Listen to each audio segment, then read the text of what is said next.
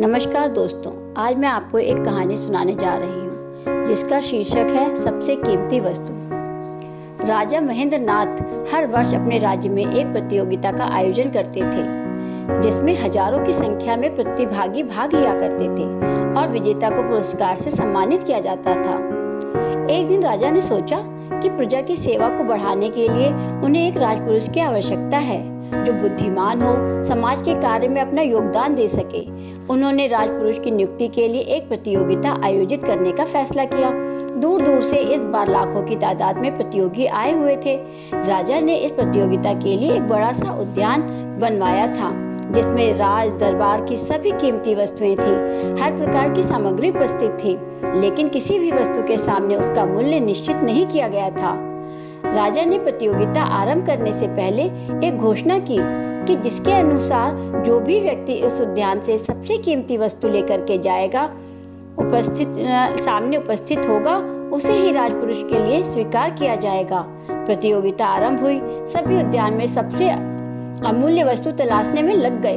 कई हीरे जवाहरात लाए, कोई सोने चांदी, कई सोने की पुस्तकें, तो कोई भगवान की मूर्ति, और जो बहुत गरीब थे वे रोटी, क्योंकि उनके लिए वही सबसे अमूल्य वस्तु थी।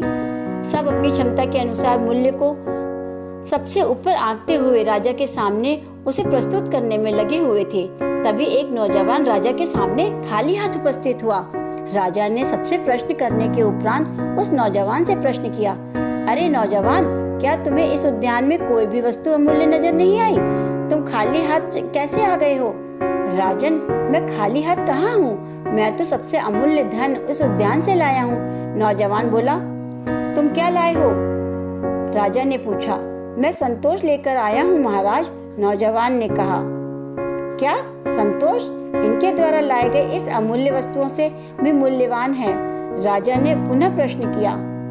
जी हाँ राजन, इस उद्यान में अनेकों अमूल्य वस्तुएं हैं, पर वे सभी इंसान को क्षण भर के लिए सुख की अनुभूति प्रदान कर सकती हैं। इन वस्तुओं को प्राप्त कर लेने के बाद मनुष्य कुछ और ज्यादा पाने की इच्छा मन में उत्पन्न कर लेता है।